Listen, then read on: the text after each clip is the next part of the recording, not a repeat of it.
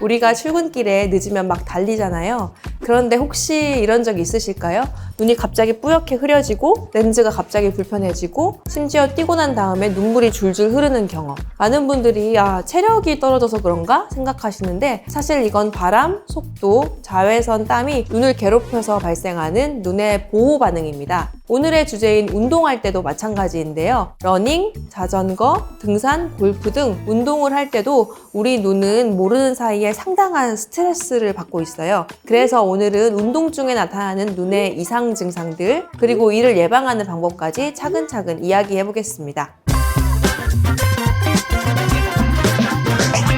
안녕하세요. 여러분의 평생안과 주치 S안과 류영주 원장입니다. 오늘은 러닝이나 스키 같은 야외 운동을 하실 때 눈을 어떻게 지켜야 하는지 중요한 핵심만 아주 정확하게 설명해 드리겠습니다. 먼저 러닝입니다. 달릴 때 눈물이 줄줄 흐르거나 눈이 갑자기 불편해진 경험 있으셨죠? 대부분 눈물이 많아서 그런가? 아니면 체력이 떨어졌나? 라고 생각하시는데요. 정답은 완전히 다릅니다. 이건 눈물이 부족해서 생기는 현상인데요. 달릴 때 바람이 강하게 눈을 때리면 눈 표면에 보호하는 눈물망의 가장 위층, 기름층이 순식간에 날아가 버립니다.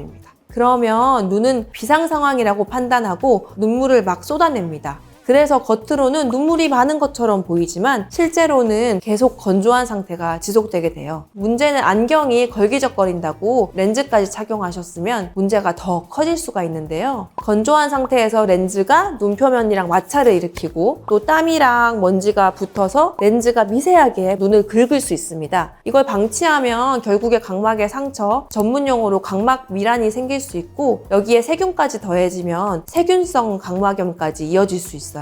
그러면은 이 시점부터는 그냥 건조한 게 아니라 아프고 눈부시고 렌즈도 아예 못 끼게 됩니다. 많은 러너분들이 그냥 충혈인가 보다 하고 넘기다가 결국에 안과에 오시는 이유가 이겁니다. 그래서 제가 정말 꿀팁을 드리려고 하는데요. 먼저 운동 전에는 무방부제 농도가 높은 인공 눈물 한 방울을 넣어서 눈물막을 안정화시켜 주시면 좋습니다. 그러면 바람에 의해서 눈물막이 날아가는 걸 줄여주고 렌즈랑 눈의 마찰도 적게 만들어주는 거죠. 그리고 만약에 콘택트 렌즈를 꼭 써야 한다. 그러면 최대한 데일리 렌즈를 추천드리는데요. 미세먼지, 땀 등의 오염이 누적되지 않아 마찰이 줄어들고 각막을 보호할 수 있어요. 또 한 가지로 고글형 선글라스 껴주시면 좋겠는데요. 러닝 전용 선글라스를 끼면 되게 가볍고 바람을 잘 막아주기 때문이죠. 어떤 제품을 고르시면 좋냐면요. 첫째, 얼굴에서 쉽게 흔들리지 않고 그리고 바람이 아래나 위쪽 옆에서 들어오는 걸 막아주는 곡률이 있고 그리고 가볍고 러닝 시 착용감이 편한 모델이면 충분하고요. 이렇게 원래부터 햇빛을 가려주는 제품도 있고 이렇게 햇빛이 강하지 않을 때는 투명하다가 자외선이 세지면 색깔이 바뀌는 고글을 사용하셔도 좋습니다. 핵심은 바람을 얼마나 잘 차단하느냐입니다. 마지막으로 러닝 끝나면 인공 눈물을 넣어서 눈을 또 세척해 주시면 좋아요. 그런데 이걸 계속 안 하신다면 아까 말씀드린 대로 몇 달 안에 안과에 가게 되실 수 있습니다. 원장님, 그러면 야외 운동 시 안구 건조증, 각막 상처 외에 다른 주의사항은 없을까요?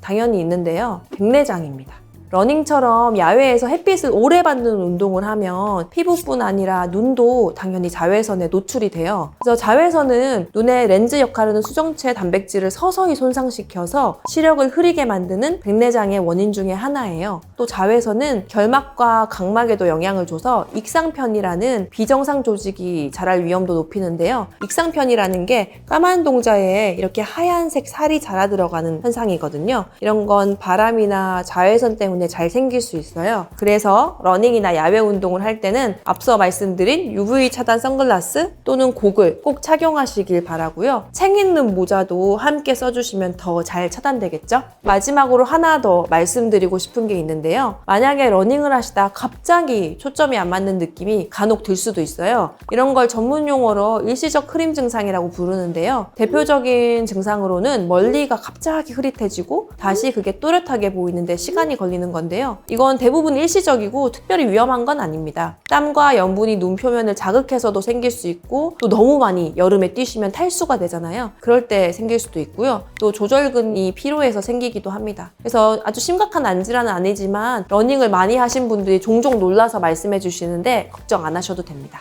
두 번째는 스키입니다. 이제 곧 스키철인데요. 딱 1월 중순 정도 되면 한두 분씩 오기 시작하십니다. 오시는데 눈이 팅팅 붓고 제대로 뜨지도 못하고 눈물을 줄줄 흘리면서 오시는데요. 그 이유가 바로 광각막염 때문입니다. 아주 쉽게 말해서 각막에 화상이 발생한 거예요. 우리 각막도 피부처럼 자외선에 쉽게 타는데요. 중요한 점은 위에서 내리쬐는 자외선도 문제지만 눈 때문에 아래에서 반사되는 자외선 반사 강도 굉장히 중요한 문제입니다. 우리가 과학 시간에 배우는 것처럼 검정색은 빛을 흡수하고 하얀색은 빛을 반사하는데요. 그래서 스키장에 쌓인 눈은 엄청난 빛 반사를 일으킵니다. 문제는 처음에는 이 빛 반사가 온다고 체감이 전혀 안 되거든요. 환자분들이 대부분 신나서 4시간씩 열심히 타고 또 라면 먹고 또 타고 고기 먹고 주무시게 돼요. 그럼 다음날 아침에 뭔가 좀 눈이 불편하고 눈을 못 뜰 것 같은 느낌을 느끼세요. 그런데 이미 시간이 예약돼 있으니까 이 상태에서 한 번 더 타시거든요. 그렇게 타고 집에 돌아오면은 다음날이나 오후쯤 되면은 엄청난 통증이 눈에 찾아와요. 그래서 아예 눈을 못 뜰 정도로 괴롭고 너무 시려워서 눈물이 줄줄 나서 생활을 할 수가 없어요.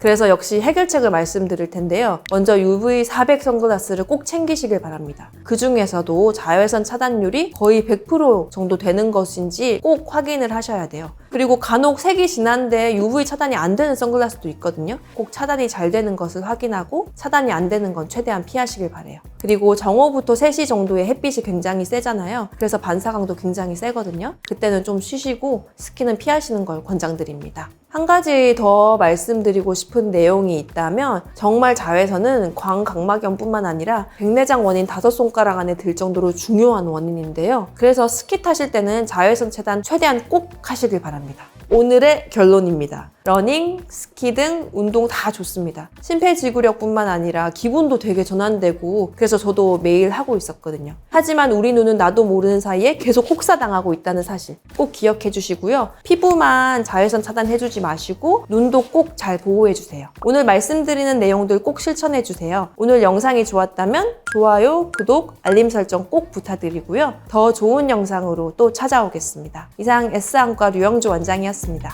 감사합니다.